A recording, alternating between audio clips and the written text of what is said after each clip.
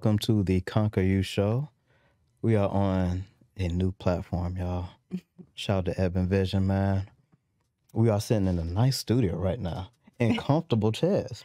And guess what, y'all? We don't even got to kiss the mic, man. We could talk as far away from the mic that we want to and still have good quality. God is good, y'all. So let's talk about what we about to get in today. Miss Counqu3r, I missed you, bro. I missed you too, Tevin. I missed you, man. How's everything? I'm tired. You tired? I'm You still always tired. tired. But that's good, though. So we're going to get into narcissistic behavior. Mm-hmm. And where does it come from? Where does it stem from? Mm-hmm. You know, does it start from your childhood? Mm-hmm. I believe it starts from your childhood. You know what I mean? So we're going to get into that. And we also going to get into your little segments, love languages. I can't wait to revisit that. And a little backstory, y'all. Talking about love languages was the very first episode of Counqu3r. So it's cool that we're revisiting, you know, that topic. So let's dive right into it. What is a narcissist to you, Counqu3r? Someone who thinks very highly of themselves. Mm. That's the definition. A person who has a great sense of admiration for themselves. Mm. That's the definition of narcissism. But is that a bad thing? Depending on how you use it. Because we all have a little bit of narcissism in us. I believe that too. Like, people can say they don't, but if you have any type of self-confidence, Right. you do. Right. Just a little bit. Right. And there's right. nothing wrong with that. So let me ask you this. So how does it get used in a bad way or like in a toxic way in regards of like dealing with people from family, friends, relationships, things of that nature? It depends. If you've been like the golden child and you can do no wrong in like certain people's eyes, then that plays a big part because you're not getting punished, you're not getting criticized, so you don't know where you're messed up at. So especially then when you start going to the real world and then people tell you about yourself, you looking at them crazy. Right. So because you don't want to hear it. Because not even that you don't want to hear it, you don't believe it. Right. It's not that you don't want to hear it, but if you've been told something else all your life, Right.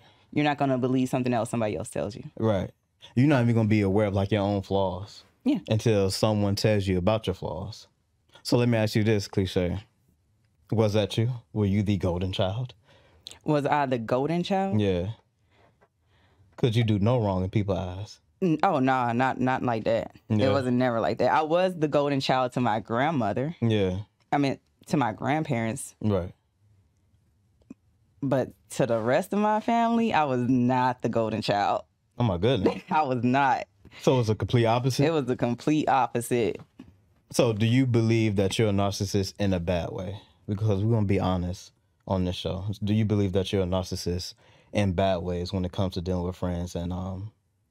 you know, relationships? You sure? I'm sure. 100%. I know 100%. Okay, just checking now. Just checking.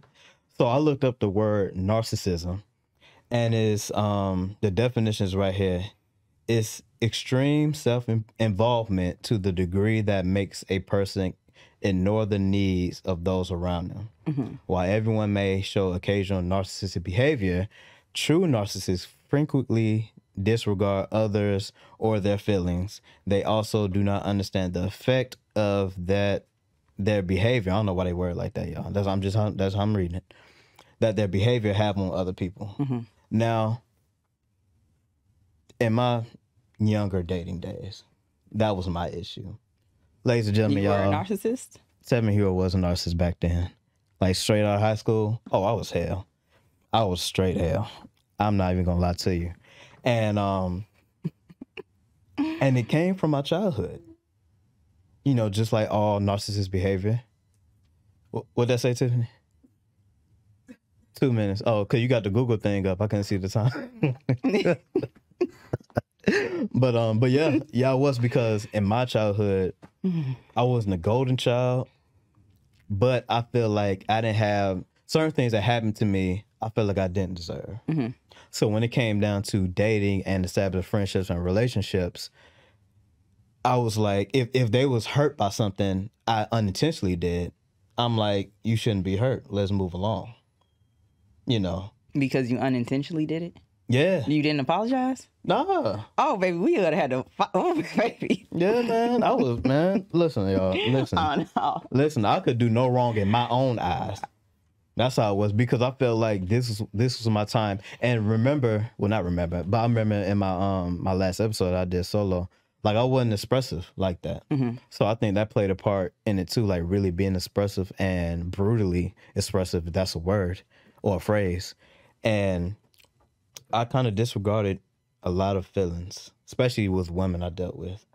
And honestly, I didn't care, because it was like, it's my time now, you know.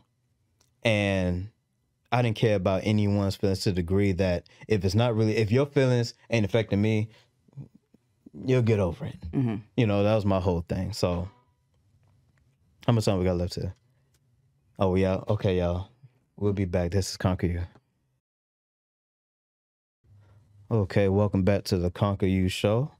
This is Tevin here with my lovely co-host. I haven't said that in a week. Honestly, I felt like I haven't said that in 2 weeks because we took a break. It has been 2 weeks. Yes, Okay, yes. So let's get into the type of narcissism. So I did some research. There are 2 different types of narcissism that narcissistic behavior can fall under. The 2 types can have common traits, but come from different childhood experience, like what we talked about in our last segment. Now, the first one, y'all probably gonna make fun of me because I don't really know how to pronounce this. I think it's called grandiose. Let me see. Grandiose. Is that what it is right there? Grandiose? Grandiose. Grandiose. Shout out to Cliche, y'all, in her education.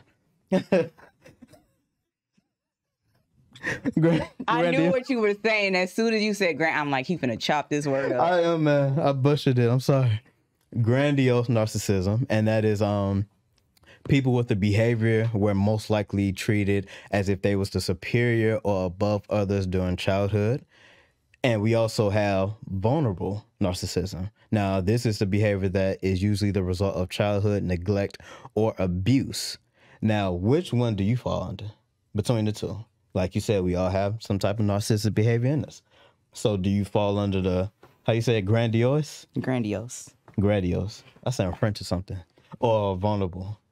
Which one is you? More so the first one, but my childhood was different. So, because I was raised by my grandparents. Right. So I was more responsible. Right. So I had to be more responsible, more independent. So, of course, I was more mature. Right. And, of course, being raised by my grandparents, you know, I talk kind of like them. So when you 16 talking like a 60-year-old, you got a smart mouth. Right. So I see that in kids today. So I was not. Yeah, it was the first one. It was mainly the first one. And I was always a good child too. So right. It depends on how some people see it. You know, from other family members, I guess, depending on, you know, their kids and looking at you. Right. Yeah. So what about people you've been involved with, like dating? Have you ever dated a narcissist? A narcissist, yeah. And what was that experience like? Yeah, I want to say I dated a narcissist. How did you know that person was a narcissist?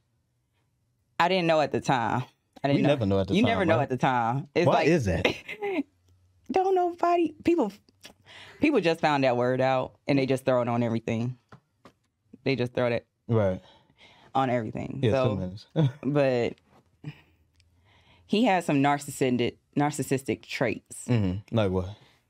He always tried to find some way somehow to blame me for everything that I did not do. Like, swear to God, like how you get mad because it would be the stupidest stuff. Like, long story short, went and got some food, was at work, gave somebody else my fries. He got mad that you gave somebody else. He wasn't even at work that day. What? It was like he was like, you should have gave it to me. Swear to God. You not here. I am done, bro. Tiffany, what? What made it worse? Well, it wasn't worse, but so he broke up with me right after that too.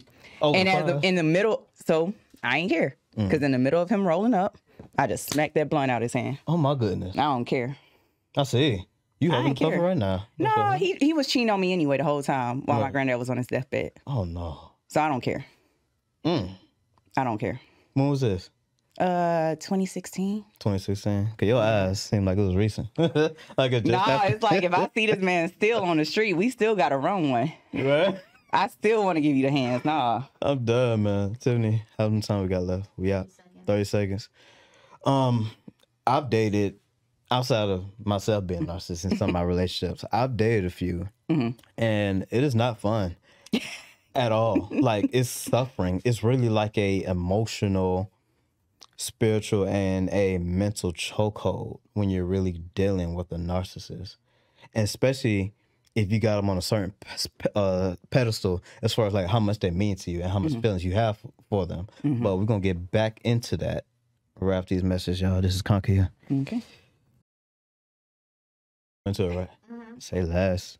Okay, y'all. We are back on the Counqu3r show. I'm your host, Seven Hero, with my lovely co-host, Cliche, talking about my problems, y'all, and our problems together. So everybody in this room have experience dealing with a narcissistic person. Now, going back to me and my relationships, man, like I said, it was a chokehold. And I remember this one, I ain't gonna drop no names, but she was an online relationship, you know, and we met. No, I met her online. Oh, okay. And it was long distance. That's what I meant to say. It was long distance. Oh, okay. And she was in North Carolina, and she was very narcissistic.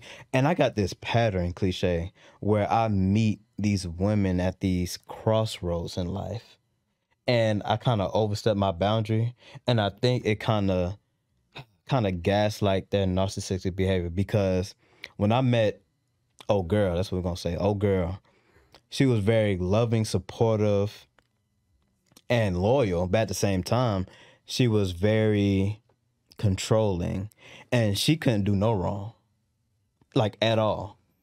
Like, prime example, and I'll be real, because this is a real show. Like, we just had we had a phone conversation. This was last week, Cliche, last week. I don't even know why we back in touch with each other, but we talked on the phone, and we brought up, like, our old relationship, and she was bringing up like the stuff I did, and I'm telling her, like, look, you ain't no angel either. And she was like, this ain't about me, this is about you. And all you had to do was just stop talking to that girl, yada, yada, yada. And I'm like, bro, you giving this girl too much power. And plus, I wasn't talking to her throughout the whole relationship. Like, I stopped once we became official, and I picked it back up once we wasn't official. So I'm like, what's the problem here?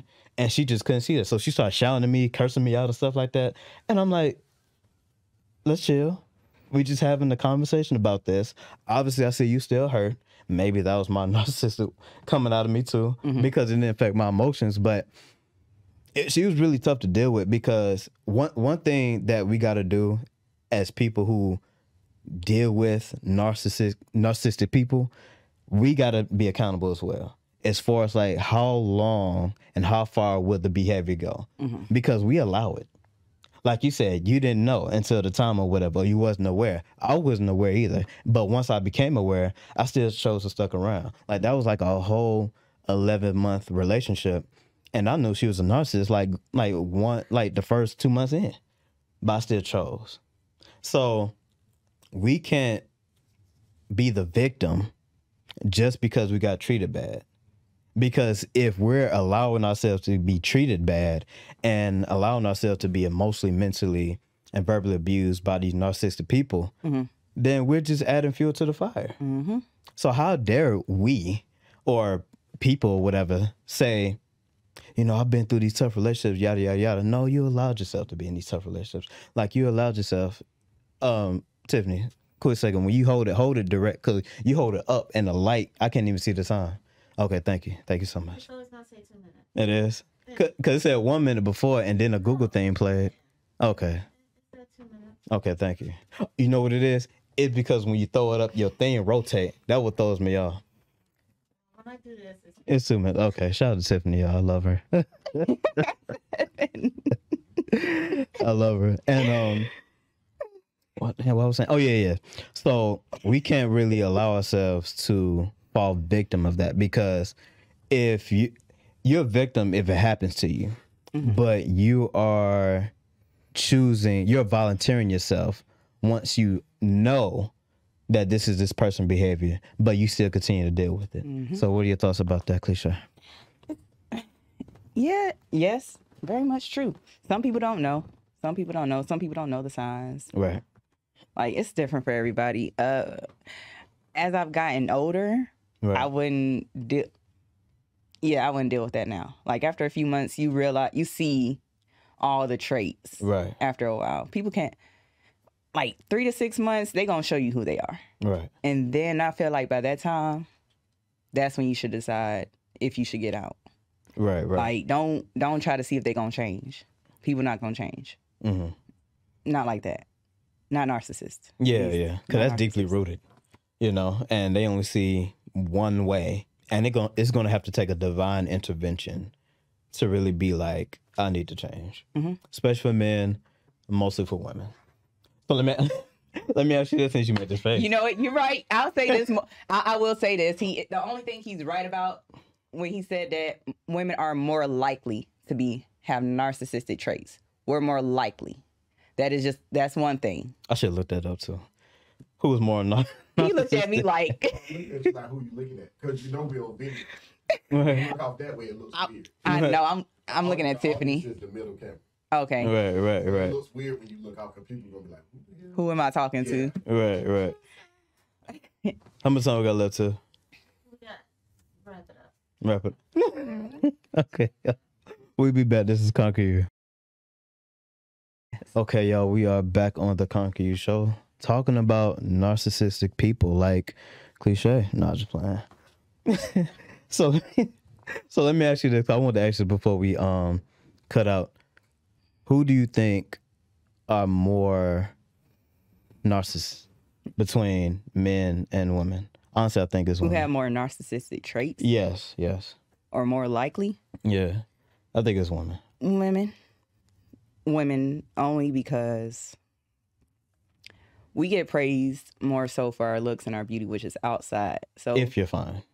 no, you ain't even got to be fine. No, you don't. That's a lie. That's a lie.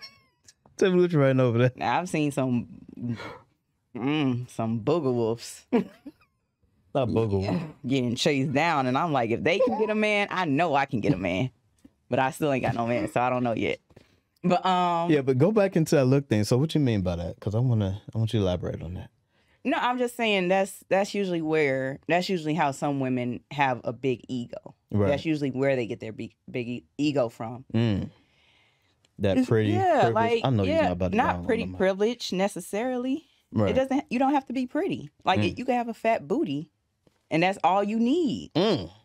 You could look like a bulldog in the face, and I've seen enough girls looking like bulldogs with Coca-Cola bodies, and if guys would stop chasing them, they would know they ugly. And you think they just carry that all throughout the childhood right into the adulthood? Thinking they can still get away with that If you've always been like the shapely type, or you've always had a cute face, then you're more likely to have an ego. Right. More likely. Right. But I've known some women who are beautiful, who are so humble. So yeah, but I feel like it's more women than men. Right.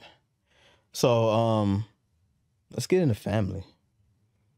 Oh. Did I say Go something ahead. off limits? Go ahead. Go, keep going. So, It depends on the question. I know we all have them, so I'm not going to ask the obvious question, do we have narcissistic people in our family? Because we all do. So the question is, how do we handle them, though? Especially when they're in-house. Have you ever lived with a narcissistic person? No. And I'm not. Must be nice. And I'm not. I'm not living with a narcissistic person. You're not finna have me. Because I don't know if you're going to even cover your half of the rent. Like, like for real, you might have told me something stupid, like I had to go get some new Jordans, or I had to get some makeup. I don't know. Yeah. Or you might be like, well, my mama ain't sent it this month, or my daddy, I'm waiting on my daddy. I don't know what. No, I don't want to live with a narcissist. Right. Now, I have before, and it was tough because that person was an adult, not a sibling or a cousin. So when you're living with an adult who's a narcissist. A girlfriend? Was it a girlfriend? No. I said family. Right. With your non-listening self. So, but living with a person who's an adult that is a narcissist is very tough because you battle between staying the child compared to, why are you looking like that? I think I know. Never mind, keep going. Compared to having a voice and opinion, like, hey, what you're doing is making me feel some type of way. And when I communicate it, it doesn't, honestly, you don't even give me a chance to communicate it. Mm-hmm. Because, shout out to Tiffany, because that was smooth. I'm sorry. I know she said not to. I couldn't help it. That was smooth how she did that. I'm sorry. But anyway, it was tough for me because dealing with the narcissist, I'm going to say it, my mom. Mm-hmm. I believe my mom is a narcissist. And it's hard to communicate to her when she believes she's always going to be the mom, which she is. But she brings that title to the conversation. Mm-hmm. So when you bring that title to the conversation, you already negating what you're willing to receive from said child, whether it be me, my sister, or whoever. So it was really hard to talk about issues with her because she rather didn't listen or didn't care, or she responded in a matter that was toxic for me to receive. Mm-hmm. So it was tough, man. It was tough growing up with that, you know. And the funny thing is, I talk more to my mom than I do my dad, but I don't believe my dad is a narcissist, though. But I do believe that with my mom. Mm-hmm. How much time we got left to? Okay, we out on that. This is Counqu3r. Cliche. No, actually, Tiffany brought up an interesting thing. So if more women are narcissists, what does that make men? And she said, "Can I cuss on here?" No, you can't. No. All right. Mitches. That's what she said. All right. I said women are more likely to have narcissistic traits. Right. Doesn't mean we're all narcissists. If nobody's a therapist, we shouldn't just be labeling nobody a narcissist. Mm. I will say that. Right. Because we can't tell nobody that. Mm. But getting back to the question, it makes the man, I feel like when the guys have a big ego, they are usually the whole of the butt. Mm. Like that's how, like the whole. That's I'm trying to say it proper, but you know what I'm saying. The whole of the butt. Like what? Of that. That's what they are. Funny. The whole of that. Now, what makes us the whole of the butt from y'all behavior? Because we allow it? Is that what you're saying? What do you mean from our behavior? Y'all narcissistic behavior, man. So does it make us that because we allow it or how we respond to it? What makes us that? Elaborate. Oh, what makes y'all the whole of the butt? Being narcissist? No, dealing with y'all. Don't say dealing with us. It's just y'all coming from y'all personality. It ain't got to do with us. If you are a natural whole of the butt, that ain't got nothing to do with me. That's all you. That's all you. So how you respond to it is nothing about you. That's what you're saying. Right. Oh my God. No, if you're the narcissist and you're causing all the problems. Right. This gonna be for the video listeners, for the video watchers, man. We gonna get adjusted to this, y'all. Go ahead. Like that has nothing to do with me. That don't make me wrong with how. If I told you a butthole, right, that doesn't make me wrong for calling you a butthole if you have a narcissistic trait. If you're acting like a butt, right? No, it doesn't. No, make me wrong. I'm saying. Then I'm not getting the question in 7. Right. No, I'm saying like. Why does it make us the butt of the whole or the whole of the butts? If y'all are. No, if we're dealing with a narcissistic woman. So if more women are narcissists than men, what does that make us? Because that's what Tiffany said. No, that's not what she said. Then that's not what she said, Tevin. Then what she said? She said if women are narcissists. It makes men what? Midgets, right? Yes. Does that make the man who act like that BANs? I said yes. I'm trying. How so? What are you talking about? She said if you have what you No, like no. If you acting like you all that and you not and you just not, that's what you acting like the whole of the butt. So that's a band. Like, can we say band? Let's say band. Yes. Because we know what that means, Yes. y'all. For those who don't know, I'm not gonna say it on there. But we can't be a band, because a band to me is like someone who just not taking care of business and someone who can't man up for themselves. All right, that's the let's band. just to say me. the buttholes. We'll call them buttholes then. That's more proper. It don't. So Tiffany, I'm calling you everything. buttholes. I'm calling you a BAN, you a butthole, you all of that. Right. You a Mitch. A Mitch. I'm done, man. You all I'm that. Done. I don't care. For me, it's all the same thing. It's all the same. I look at it all the same. I feel you. So I'm like, it really don't matter what label we put this. I look at it all the same. Right. I don't like you. Right. Shit. That's it. Tomato, potato, right? Mm-hmm. They say you funny, bro. How much time we got left to 2 minutes? Oh, around that. Okay. I know you wanted to talk about love language, right? So let's get into that a little bit this segment. What is your love language? Mine? Yeah. Acts of service. Acts of service. Mm-hmm. So no touch. Well, I know not no touch because you're a whole asexual out here. Mm. Please do not touch me. Please do not touch me. So that's your top one? Acts of service? Yeah, that's my top. Act of service. So let me ask you this. Are you... What? Okay. Continue. No, I was going to ask you, so does it differ depending on who you're dating, or does it stay the same? It stays the same.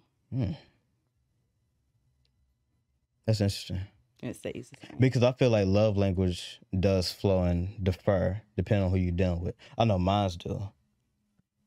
So if you're dealing with someone who gives you all the acts of service or caters to that, but no touch, like, you don't think that would kind of like change or anything like that? Cliche. I mean, we can touch. I mean, we I can forgot still have cliche physical... human when it comes to stuff like this. I'm sorry. We can still have physical intimacy and all that. That's just not my priority. Right. So what about quality time? That's a good trait too. I mean, that's a good. It's cute, right? Act of love. It's too. cute. Yeah. It's cute to hang off. I love you. Yeah, that's cute. That's cute. Yeah, let's hang out together. How much time we got left? We'll be back, man. We're gonna talk to this quote unquote human over here about feelings and love language and stuff. This is Counqu3r, y'all. My name is Cliche, and I have Tevin with me, and we're gonna be talking about love languages. What is love language? Cliche. A love language is how you like to receive love. It was based off the book The 5 Love Languages by Gary Chapman. Right. Wrote in like 1992. Right. He said there's 5 key love languages everybody has. Quality time, words of affirmation, physical touch, acts of service, and gifts. Mine is acts of service, personally. Clearly. Yes. What's yours, Tevin? Mine is physical touch and words of affirmation. I think it's very important for someone you love to speak love into you, speak life into you, speak positivity into you. Like, that matters to me, because you can touch me all day long. You can cook for me all day long. But if you're not using the power of the tongue. Stop, y'all. Stop. I'm trying to be serious here. Y'all. Tevin. And speaking life into me, what are we really doing here? Is she speaking life into you, or is she sucking the life out of you? I'm fine with both. But when you're not doing that, you need to be speaking life into me. You need to be speaking life into me. So, yes. So those are my top 2. Physical touch and words of affirmation. Quality time is third for me because I really enjoy my own space. And it's really important for me to know that my woman could be her own individual and not be so dependent on my presence to make her function. That really irritates me. I get it. She got to be up under you and all that stuff. You don't like that? Always, like, no, like, we're grown. Like, that's cute, like, right out of high school when you still, have no job or don't got paying the rent or anything like that. But we're grown and trying to achieve goals out here. Right. And if you under me and texting me and want to be on the phone all day, then it lets me know that you don't really care about having your own business about yourself. So. Yeah. Now, see, mine is acts of service. So it's acts of service, Mm-hmm. then it's quality time, Right. then words of affirmation, actually gift giving, and then physical touch. No surprise. That would be last for you, wouldn't it? Yeah. Well, for So me, let me ask you this. what? Cliche. So What? why is acts of service? the I was first about to on get your into list? it. Okay, cool. Let's get into it. For me, you need to show me you love me. Mm. Actions speak louder than words. All day. Like, somebody could say, I love you. I love you all day. I'll do anything for you. Mm. I want to do something. That's how I be looking, do something. Right, right. Like, okay, so because like yes, the quality time is nice, but I be so busy, I ain't gonna always have time to spend with you. So it's not Right. that priority. Right. Yes, gifts are nice. I'm not a material person. Mm. Physical touch, but that's what it is for me. It's acts of service. So that's what I love, really. So let me ask you this. Yeah. When was the last time you asked someone you want to deal with on a relationship level, what was their love language? Actually, Have you ever done it? Yeah. My last serious relationship a few years ago, his is quality time and words of affirmation. Yeah. You know what's funny? I've never asked a woman that. And honestly, my our ex co-host Didi, shout out to Didi. That was our first, like I said, that was our first episode, right? Mm-hmm. And I never knew about a love language until she told me about it. Mm-hmm. So I took the little quiz thing or whatever. Did you take the quiz? I did, but it said mine was like quality time at first. And you You know, like, it was so long ago. Now that I'm remembering it, it was years ago. Yeah. So I really don't remember the first answer, but Right. it might have been quality time. Okay. I think it changes as you get older. Right. So how important is it, cliche, to know your partner's love language? Very important, very, because if your love language is words of affirmation and mine is acts of service, I could cook for you all day, I could clean the house, and I could be showing you I love you. But if you don't hear like, hey, you did a good job. Exactly. I'm so glad you got this house for us. Thank you for paying the bills. It might not mean that much. Now, you can tell me I'm beautiful all day. Baby, you a great wife. You doing the thing, but I don't care. That won't be enough. It would not, bruh. You see I'm struggling. Help me with these kids. Like, okay, y'all. you see Hold on, cliche. We're going to be right back. This is Counqu3r, y'all. Oh, not the government now. No, ain't no starting over. Can we start Ain't no over? starting over. Okay, Right, never we on mind. TV now. No, I was playing. My name is Cliche, Yeah. and I'm here with my lovely co-host, Tevin. Oh, I always meant to tell you that. that was the first month. So. Words And of I missed it affirmation. so much, cliche, man. It's been hard. Been hard out here, man. So what's up, cliche? What we talking about this segment? Well, we were talking about love languages. Right. Now, according to this website I pulled up, well, the other day, it was called Brick and Associates, or I spelled the name wrong. But Right.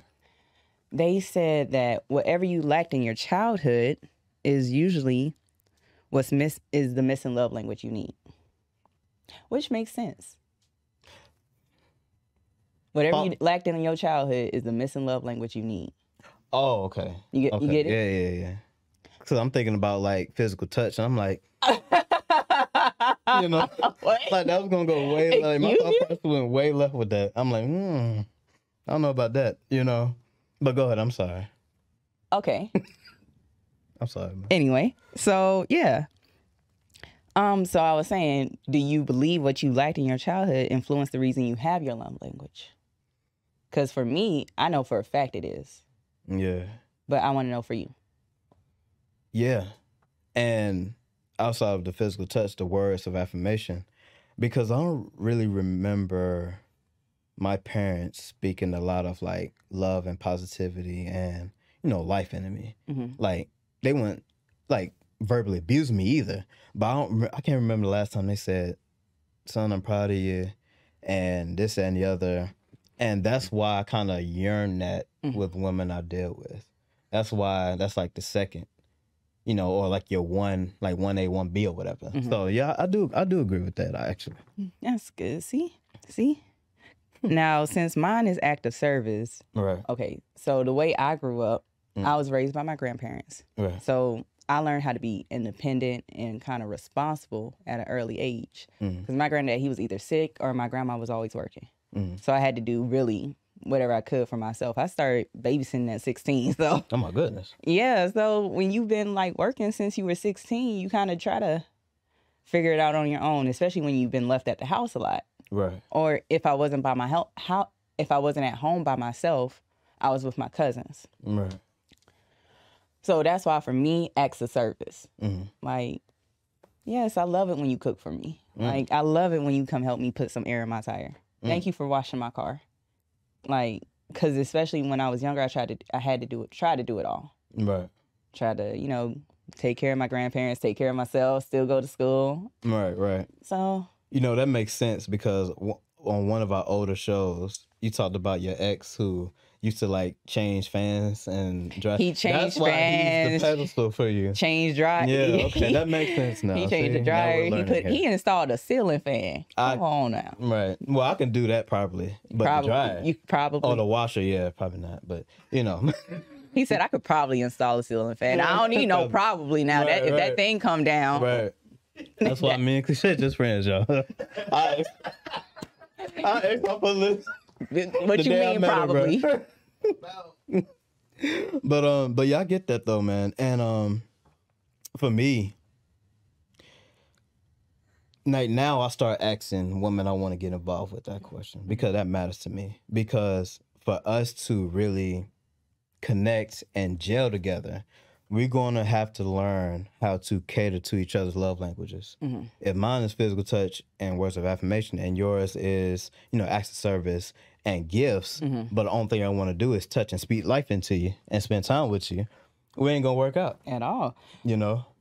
And that's when, once you learn your love language, you need to teach your partner how to love you. Because if you don't know your love language, how you gonna tell somebody else how to love you? Yes. That's powerful you said, Cliche, because I think that's a problem with a lot of people in our generation. Shout out to the 90s babies, y'all.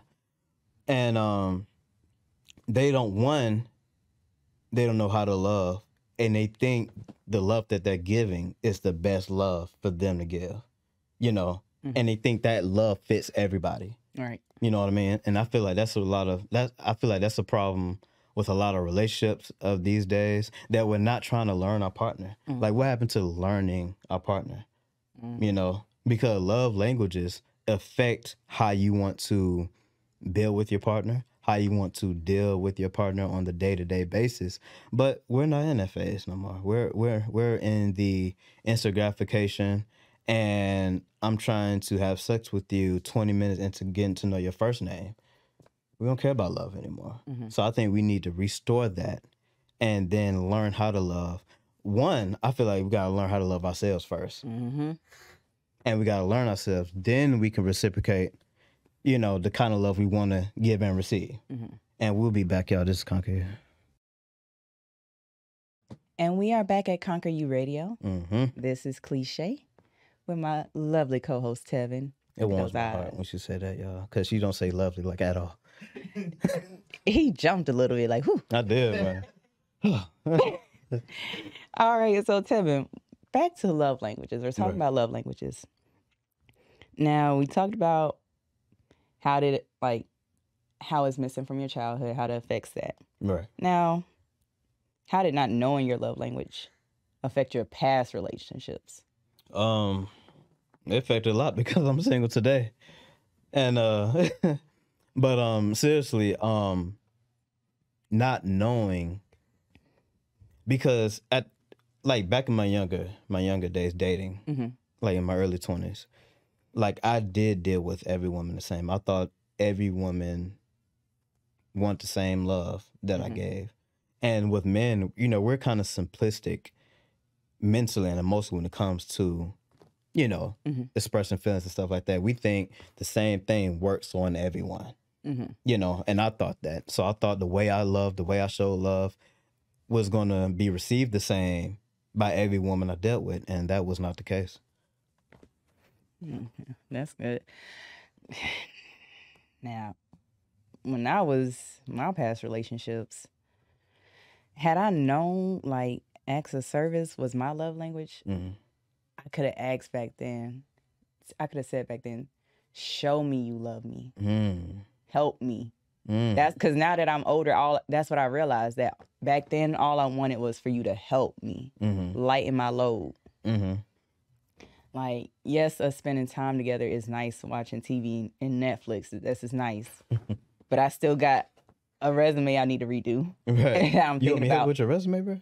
I'm gonna do that. Here's the thing. Okay, but that example right there, Right. like my ex, I told him, I was like, yeah, I got to redo my resume, or can you help me with my resume? He's like, send it over.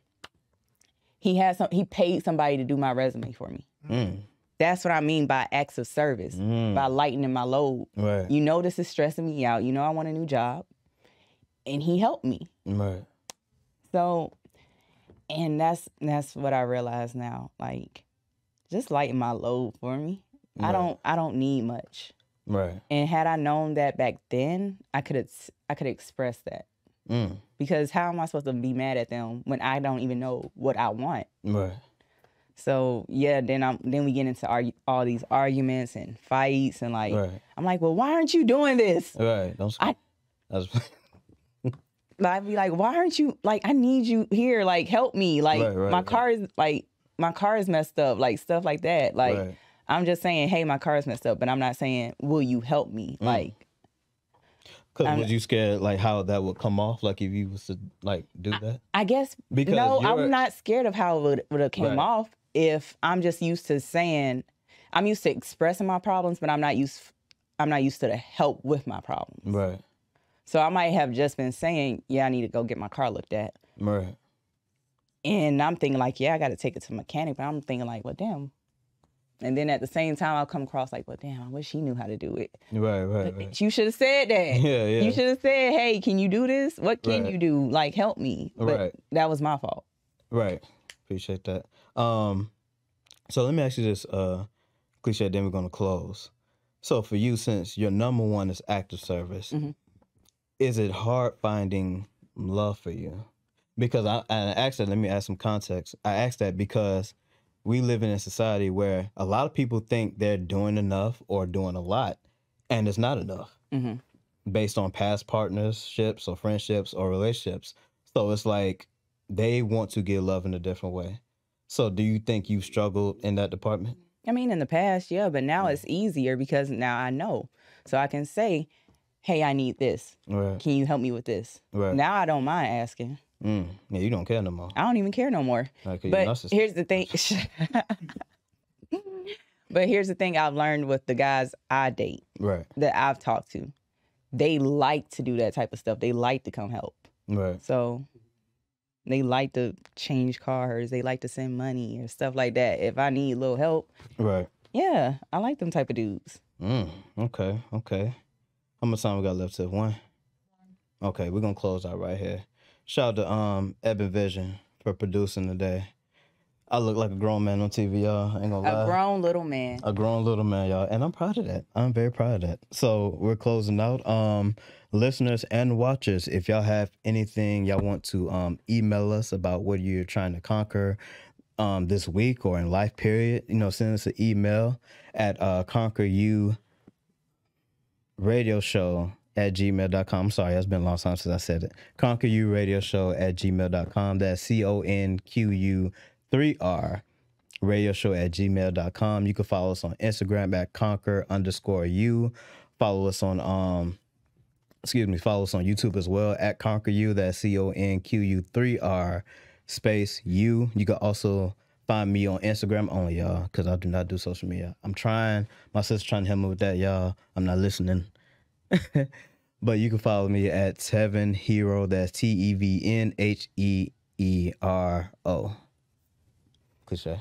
And you can follow me on Instagram at It's So Cliche. SOCLESHAE. All right, y'all. This is Counqu3r. God bless. Conquering you starts with you first. We out. I know.